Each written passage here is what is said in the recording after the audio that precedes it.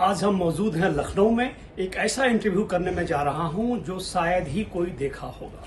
ये विजेता हैं, हमारी सहयोगी हैं। आज ये दुल्हन बन रही हैं, थोड़ी देर में इनकी शादी होने वाली है और सवाल हमारे और विचार विजेता के।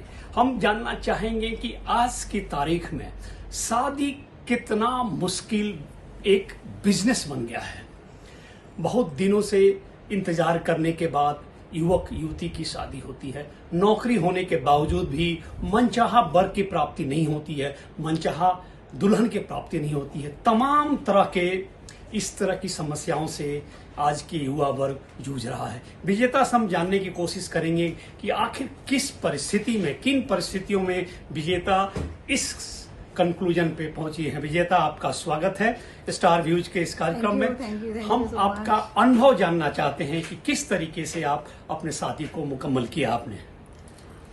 अभी तो थोड़ा सा little bit nervous, but preparation वगैरह रिलेटेड से अगर मैं बोलूँ, एक लड़की को जो शादी में प्रॉब्लम फेस करनी पड़ती है, मतलब मैंने ये देखा है कि जब माँ बाप के यहाँ बेटी पैदा होती है तो उनकी एजुकेशन, उनका मेडिकल, उनकी कपड़े, उनके शौक, सब कुछ वो उतना ही खर्च करते हैं जितना कि एक लड़के के ऊपर उनके पेरेंट्स खर्च करते हैं। बट आज भी लड़के लड़कियों में काफ़ी अंतर है।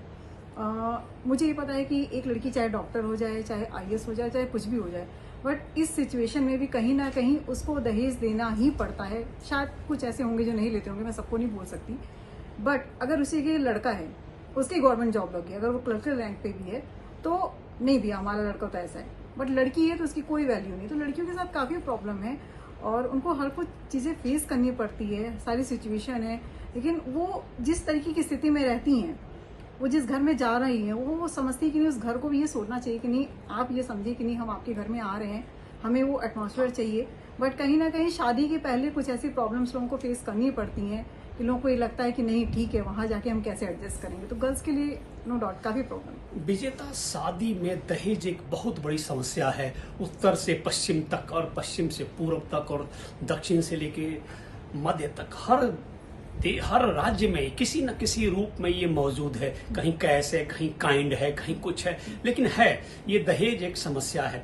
आपको अपने लिए वर ढूंढने में, चूंकि आप घर की सबसे बड़ी लड़की हैं, एक तरह से घर की गार्जियन हैं, पिताजी आपके नहीं हैं, मम्मी बुजुर्ग हो चुकी हैं, तो किस तरह की कठिनाई का सामना आपको करना पड़ा? वर आपके लिए, दुल्हा का चयन आपने कैसे किया?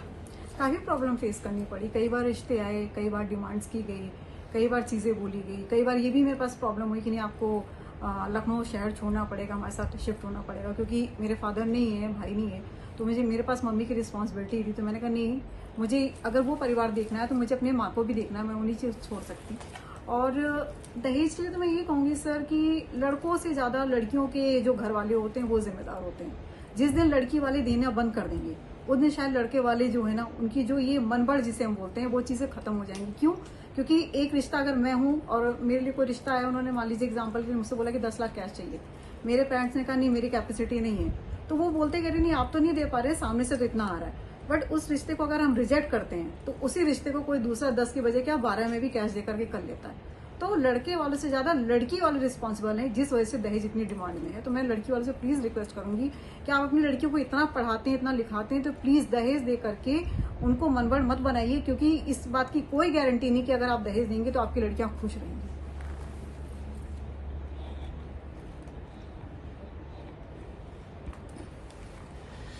विजेता, दहेज एक अभिशाप है इस देश में जिसको मिटाना आवश्यक है, कानूनी तौर पे, सामाजिक तौर पर, व्यक्तिगत तौर पे, लेकिन ये अभी मिट नहीं पा रहा है।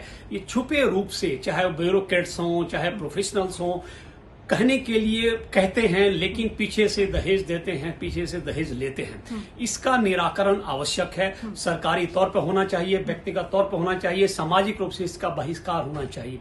इसके अलावा विजेता, मैं ये बताइए कि आपके जो होने वाले पति हैं वो क्या करते हैं, किस तरीके से आपका वैचारिक मिलन हुआ और किस तरह से बातें आगे बढ़ी? वो भी काफ़ी सही है, उनका सोलर का खुद का काम वगैरह है, वो चीज़ देखते हैं। वो भी दहेज को फेवर नहीं करते हैं, मेरे लिए प्लस पॉइंट था। इस वजह से मैं चीज़ों को लेकर के मैं आगे बढ़ी, क्योंकि मुझे लगा कि कम से कम कोई तो है जिसे ये लग रहा है कि नहीं, लड़की आ रही है, उससे ज़्यादा हमें क्या चाहिए। तो ये सबसे प्लस पॉइंट था। बाकी तो आप किसी के साथ रहते रहते किसी को दे जानते हो, तो मुझे लगा ये सबसे इम्पोर्टेंट चीज़ है, क्योंकि दहेज जो है ना वो देने और लेने दोनों की जिम्मेदारी है, दोनों को स्टॉप करना जरूरी है। विजेता, ये बिल्कुल आप सही कह रही हैं कि जिम्मेदारी दोनों तरफ से होनी चाहिए। ये शहर है, जैसा कि कभी हमने आपसे बात की थी, आपने एक बार बात बताई थी कि आज के तारीख में लोग गर्लफ्रेंड बनाने के लिए तैयार हैं, लेकिन पत्नी बनाने के लिए कोई तैयार नहीं है। ये कैसा अनुभव रहा आपका? अरे ये एक्चुअली बहुत ज्यादा है। ये मैंने देखा है कि आजकल मैं कहूँगी लड़कियों में ज्यादा स्टैमिना है, वो अपनी फैमिली में फिर भी बोल सकती है कि नहीं मैं किसी के साथ रिलेशनशिप में हूँ या मुझे कोई लड़का पसंद है। बट मैंने देखा लड़कों का क्या है ना कि ठीक है पसंद तो हो तुम, बट जब शादी करने की बात आएगी तो नहीं, जहाँ मेरे माँ बाप बोलेंगे मुझे वहां करना है।